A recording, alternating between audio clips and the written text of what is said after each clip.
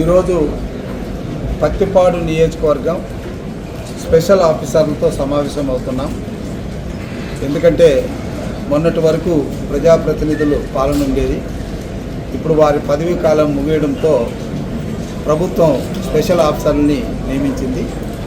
ప్రతి పంచాయతీకి కూడా స్పెషల్ ఆఫీసర్స్ ఉన్నారు, మండలాలకు కూడా స్పెషల్ ఆఫీసర్స్ ఉన్నారు. మండల పరిధిలో